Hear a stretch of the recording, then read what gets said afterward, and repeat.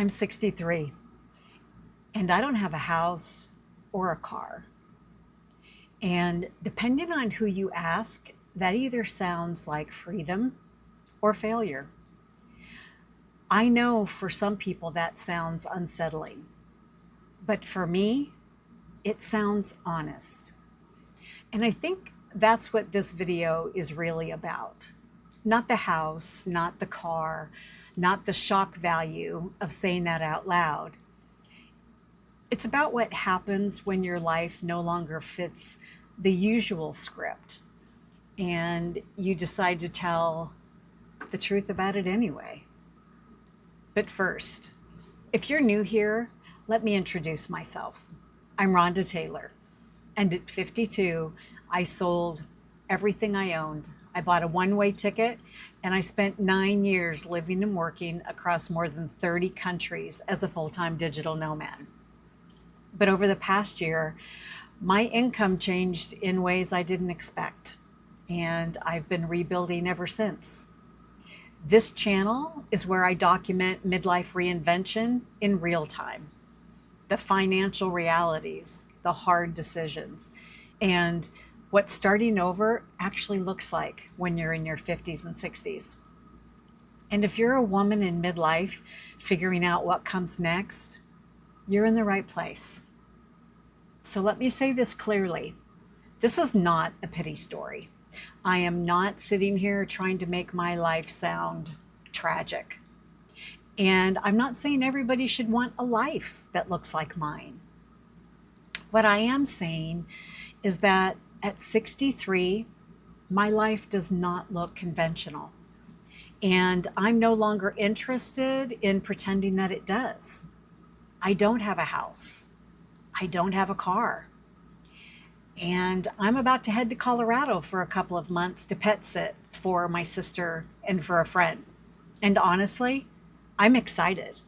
It means I get to travel again, even if it's domestic, even if it looks different than it used to, even if this chapter is still very much in a rebuilding process. That matters to me because movement matters to me. Freedom matters to me also. And the ability to shape a life that fits who I actually am, that matters more to me now than checking off boxes that are supposed to mean I'm doing life right. I think for a long time, a lot of us were handed the same general script. You build stability in a very particular way. You have a house. You have a car. You have a predictable setup. You build a life that looks settled in all the recognizable ways. And I understand why that matters to people. I really do. There is nothing wrong with wanting that kind of stability. But that has never been the whole story for me. And at this stage of my life, I care less about appearances and more about alignment. I care less about whether my life looks conventional and more about whether it feels true. And the truth is, I still want a life where I can live and work from anywhere. That has not changed. If anything, it's become even clearer to me. I'm not trying to get back to some old version of myself. I'm not trying to recreate the exact same life I had before, but I am still building toward a life with freedom, mobility, flexibility, and work that supports me while I'm living it. That is still very much the direction. So when I say I don't have a house or a car, I'm not saying I don't have a life. I'm not saying I've failed. I'm saying my life is in motion. I'm saying I'm building differently. I'm saying I've had to let go of a lot of assumptions about what stability is supposed to look like. And I'll be honest, that's not always easy because the world is very attached to visible markers. A house looks like success. A car looks like stability. A fixed setup looks like security.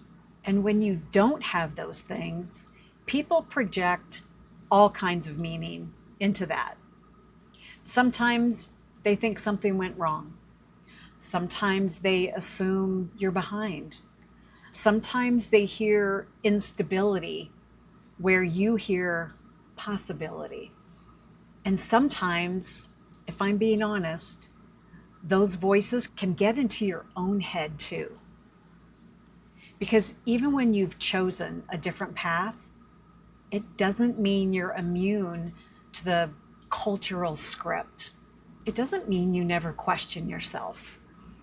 It doesn't mean you never look around and think, should my life look more settled than this by now? I've had those moments, absolutely. But I've also had enough life at this point to know that something looking normal doesn't automatically make it right for me. And something looking unconventional doesn't automatically make it wrong. That's a really important distinction because I think a lot of women in midlife are quietly living in that tension. Their life doesn't look the way they thought it would. It doesn't look like the script. It may not even look especially settled from the outside. But that doesn't mean it's broken. Sometimes it just means the old model no longer fits. And I think that's where I am. I'm not trying to force myself back into a shape that doesn't fit me just because it would look better on paper. I'm trying to build a life that actually feels like mine. A life where I can live and work from anywhere. A life that has more honesty in it. A life with more flexibility and more intention. A life that supports me in the ways that actually matter. Now, that doesn't mean there aren't trade-offs. Of course there are. A life in motion comes with uncertainty. A life outside the usual script comes with moments of doubt. And rebuilding in real time is not some polished, easy thing. It's humbling. It's uncomfortable sometimes, and it asks a lot of you. But there is something freeing about telling the truth. There is something powerful about saying, this is where I am. This is what my life looks like. And I'm not ashamed of it. Because shame loves secrecy. And I am not interested in hiding anymore. I'd rather tell the truth and let that truth be a little messy than perform a version of stability that isn't actually mine. And I think that's one of the biggest shifts for me in this season. I'm less interested in looking secure and more interested in building something that actually is secure for me, even if it doesn't look traditional, even if it takes time, even if it still has some rough edges. Because I'm learning that stability can take more than one form. For some people, stability is a house and a driveway and a set routine. For me, stability is starting to look more like this. Work I can count on. Choices I actually want. Less pretending, more alignment. A life I can support. A life I can move through. A life I can live inside honestly. That means more to me now than owning things just because I'm supposed to. And I want to be clear about one more thing. It's not me saying home doesn't matter, because it does. But I've come to understand home differently. For me, home has often been where I lay my head at night, where I feel safe, where I can exhale, where my life feels like mine. And that has not always been tied to one address. So, no, I don't have a house. I don't have a car, but I do have a life. I do have direction. I do have a business I'm building. I do have places I'm going. And I do have a very clear sense that I am not done, not even close. If anything, this chapter feels like a stripping away of what no longer fits. Not because everything is figured out, not because the rebuild is complete, but because I'm finally more interested in truth than image. And to me, that feels important.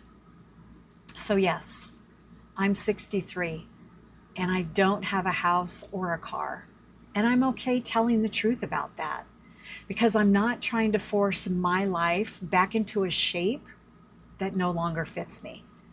I'm rebuilding something different now, something more honest, something more flexible, something I can actually live inside, and a life where I can live and work from anywhere is still very much part of that.